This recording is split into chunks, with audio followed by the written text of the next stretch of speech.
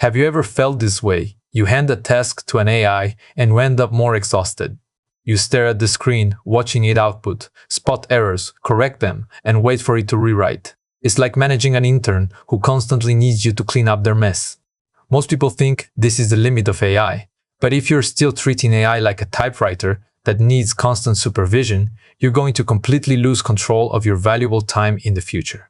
Today, we're talking about an independent engine that breaks this infinite loop. You just assign the task, walk away, and it handles everything itself. Interestingly, to achieve this reassuring independence, it made a counterintuitive decision.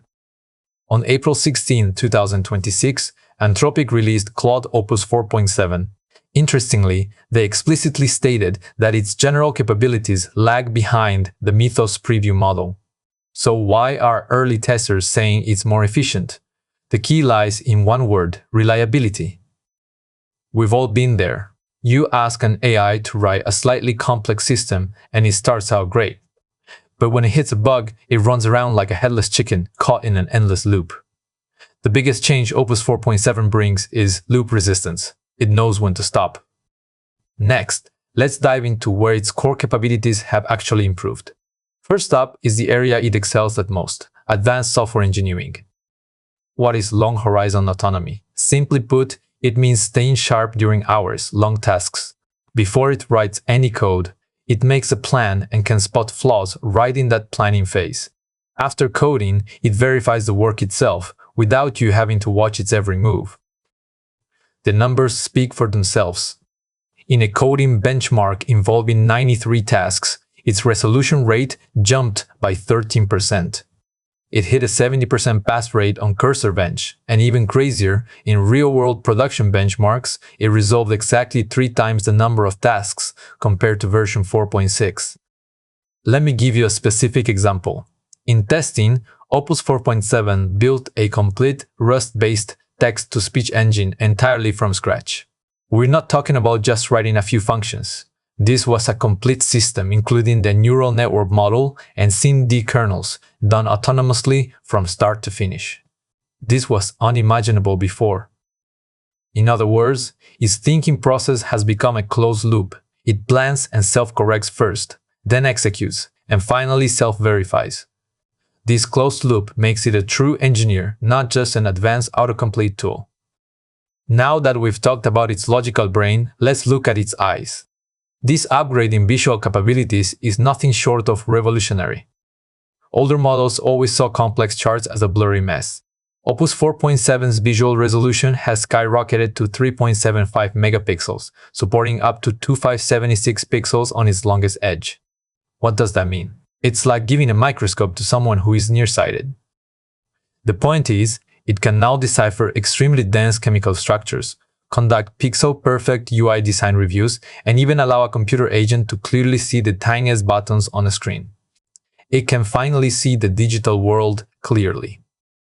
In the XBOW Autonomous Penetration Testing Vision Acuity benchmark, the previous model barely scraped by with a fading 54.5%, whereas Opus 4.7 scored an astonishing 98.5%. This isn't just an improvement, it's a generational crush. Before we move on to the next module, let's do a quick test. How much do you think Opus 4.7's visual resolution has improved compared to the previous generation? Think about it and confirm your answer before we continue. The answer is C, over 3x. If you got it right, it means you realize just how insane this visual upgrade is. Next, let's look at its instruction following logic. Its vision has gotten stronger, but can it understand human language? The answer is, it understands it so well that you'll need to change the way you talk to it. On a logical level, Opus 4.7 has become incredibly obedient. It will execute your instructions with extremely high literal precision. This means if you're used to giving vague prompts and letting the model guess, you'll need to readjust, because it's going to do exactly what you literally asked for. To give you better control over its depth of thought, Anthropic introduced a new effort level, xhigh or extra high. It slots perfectly between high and max, giving you the perfect sweet spot. You can think of this as a slider. On the left, you get low latency but shallow reasoning. On the right, high latency but deep reasoning. xhigh is that sweet spot, letting you spend the most reasonable amount of tokens for the most reliable answers in complex agentic tasks.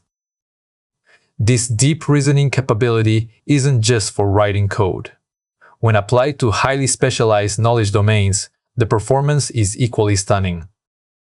In the legal industry's Big Law bench, it scored a massive 99% at the high effort level, setting a new benchmark for high economic value knowledge work. It is remarkably good at handling those headache-inducing review forms. What does this mean? It means it's no longer just a tool for summarizing documents. It can act like a senior lawyer, accurately identifying the incredibly subtle legal traps between assignment and change of control clauses in a contract. With greater power comes the potential for greater disruption. That's why Anthropic has made major strategic moves in security and compliance.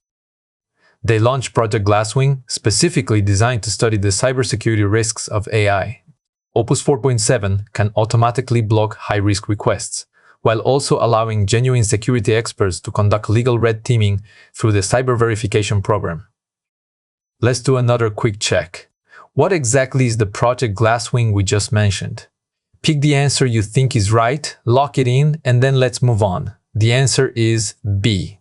If you got it right, it shows you've got a sharp eye for AI security and compliance. Now, what new toys does Opus 4.7 bring to everyday developers?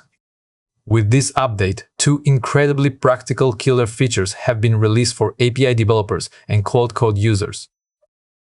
What's a developer's worst nightmare? An exploding API bill. So this time, they added task budgets. You can set a token spend limit for long horizon tasks, allowing the model to plan things out within the budget and tackle the most important stuff first. Also, if you use Claude Code, there's a new IS Ultra Review command. Type it in, and the model turns into an incredibly strict senior architect, reviewing your code changes line by line to smoke out all the hidden design flaws. It sounds powerful, but is it expensive? Let's take a look at its pricing and token mechanics. The good news is, the unit price hasn't increased a single cent. It's still 5 VOR input and 25 VOR output. However, keep in mind that due to a new, improved tokenizer, the exact same input text might generate 1 to 135 times more tokens. We're almost done. Let's cement today's most crucial concepts into our minds. Loop resistance is its anti-loop capability, xhigh is the new reasoning gear, and CVP is the exclusive testing channel for security experts. If you only take away one sentence today, make it this. In a real production environment, AI's most valuable trait isn't knowing everything, it's being reliable. An engine that catches its own errors and avoids infinite loops is the only one that can genuinely get the job done for you. Go! Give its long horizon tasks a try right now.